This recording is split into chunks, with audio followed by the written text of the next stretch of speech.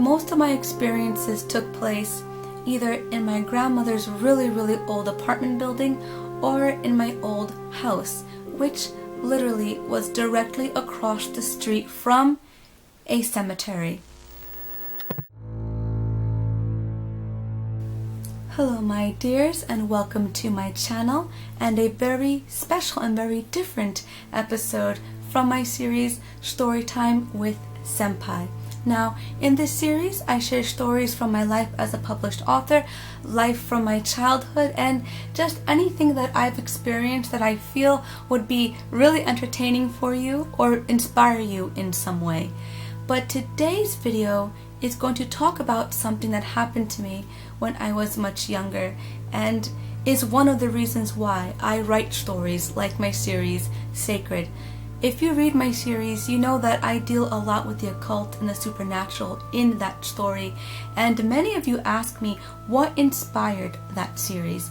And I told you in a few of my videos that we have a lot of spiritual healers in my family.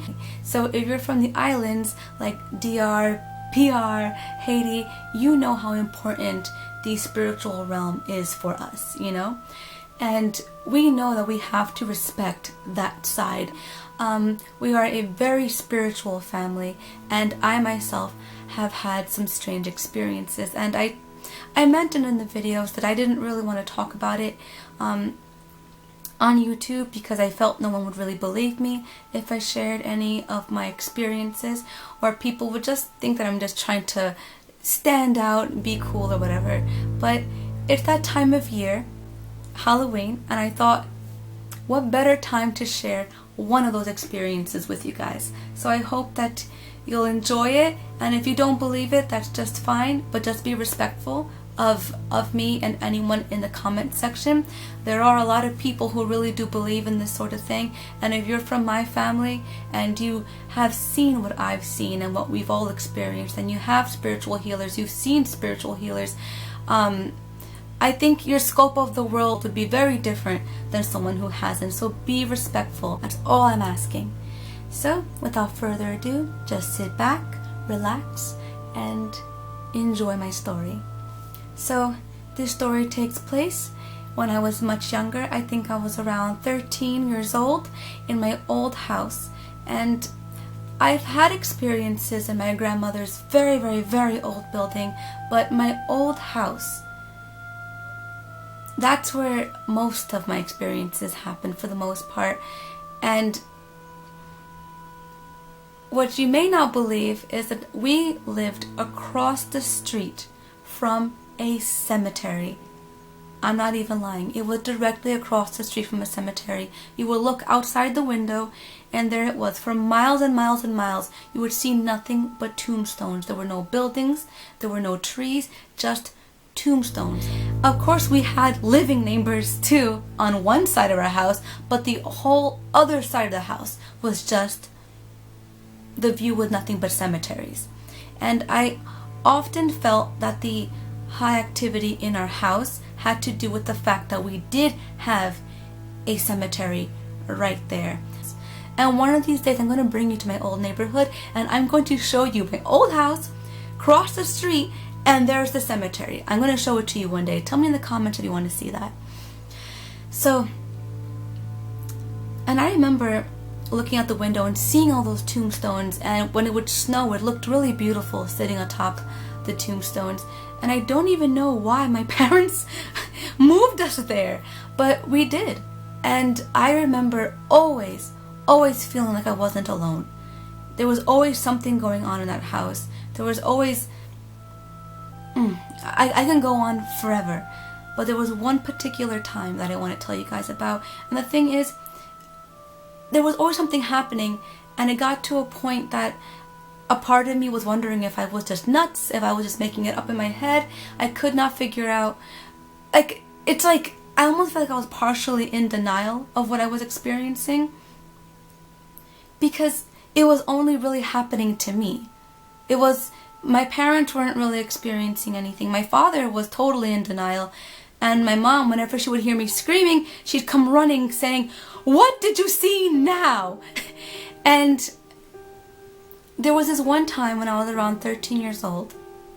This was around the time when my aunt's goddaughter moved in with us for a little while with her baby.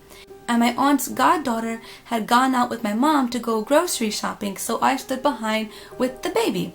And so I sat on the floor with the baby and played with her with some balloons, because we had just recently had like a holiday party, and we still had some balloons that were already drifting down to the floor. So I took 2 balloons and was moving them around like this, like a drum, and she was getting such a kick out of it. She was having so much fun with it, and she was just there. She was maybe about a year old and a few months. She couldn't walk yet. She was just crawling and sitting up by herself, such a cutie.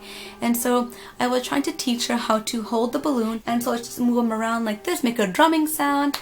And while we were on the floor, I had the radio on kind of low, just so that it wouldn't be so quiet. And my dad was kind of like, and still is, an electricity Nazi, which what I mean by that is, if you're not in the room, you turn the lights off, because you have to conserve electricity, you gotta save money. So we only had the light on very dimly where we were in the living room, and then the dining room was dark, the kitchen was dark, the hallway was dark. It was just the living room with the lights and the radio on low, me and the baby playing with balloons. That was it. And we were playing on the floor kind of close to the stairs, and the stairs had a door right below the stairs that led to the basement. The basement was my most hated place in the entire freaking house. When you would go to the basement, it just didn't feel right, but my dogs would bark a lot down there. You never felt like you were alone.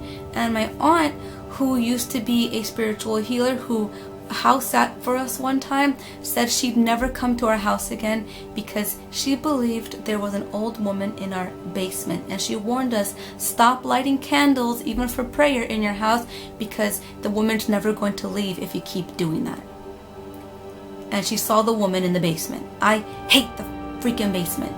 And so I'm playing with the baby on the floor next to the stairs, and as I'm playing with her, on the right side of my body, facing the stairs, facing the basement door, I felt like I was being watched.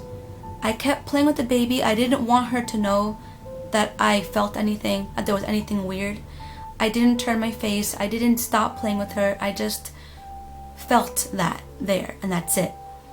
And I kept telling myself, stop being stupid, you're being ridiculous, there's nothing there, everything's fine, just focus on the baby. And the baby is just playing with the balloons, having fun with me, and I just could not shake the feeling. It was so uncomfortable, and I just felt it more and more and more, and I was like, stop being stupid, there's nothing there. And the moment I told myself that in my head, there's nothing there, the baby stopped playing with the balloons and went and turned her head towards the stairs, towards the basement door. And when she looked in that direction, she went, looked at me, crawled towards me so fast, held onto my shirt and hit her face on my chest and going and I was just holding her like, oh my God, whatever I was, oh, I'm getting chills.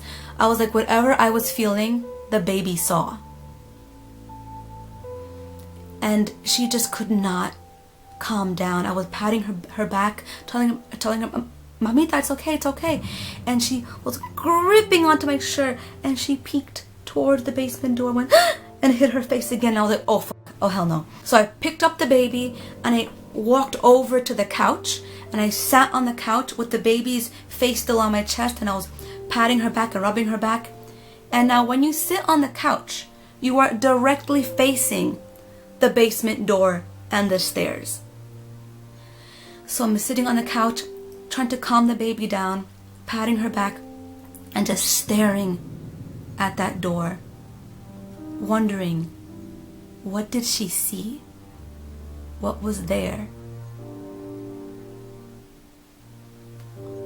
And she wouldn't calm down. And then maybe like 10 minutes passed, and she's still gripping onto my shirt, and she's going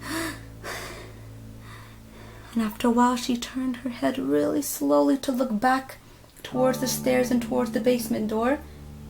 And like, she just pushed her way under the floor, crawled towards the balloons, sat down, picked up the balloons, and started playing. Like nothing freaking happened.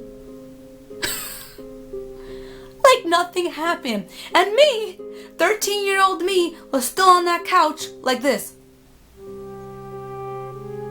Not knowing what to do. And as soon as my mom and her mom came back, I told them everything that happened, and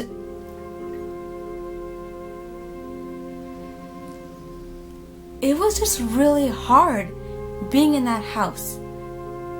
You were never alone in that house. And this wasn't even the worst encounter I had in that house.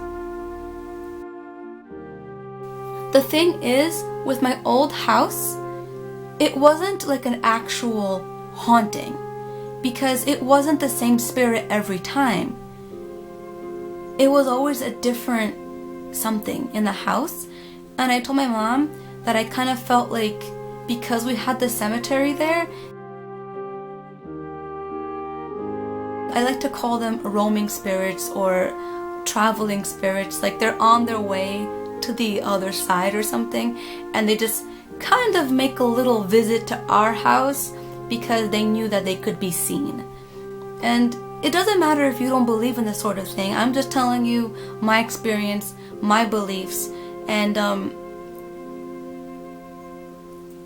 it's so crazy because there's people out there who play with Ouija boards actually wanting to have these experiences, and I don't understand why. I think, you know, it's this time of year that people get curious. They play these really dangerous games, you know, trying to contact beings and people from the other side. And all I can say is, don't play with what you don't understand. Do not try to communicate with what you don't know. There's just, you don't know what you're doing. And you cannot mess with what you don't understand. And once you understand it, you will never want to mess with it. Just don't do it. So be safe this Halloween season. Do not play with Ouija board. Do not try to communicate with things from the other side. Stay safe. You know, again, you don't have to believe me. You don't have to believe anything that I'm saying. You don't have to. But I do hope that you will listen to one thing. Be safe. So until next time, guys, please take care. God bless. And do not be afraid to nerd out, but do be afraid of Ouija boards. Don't mess with that. Take care, guys.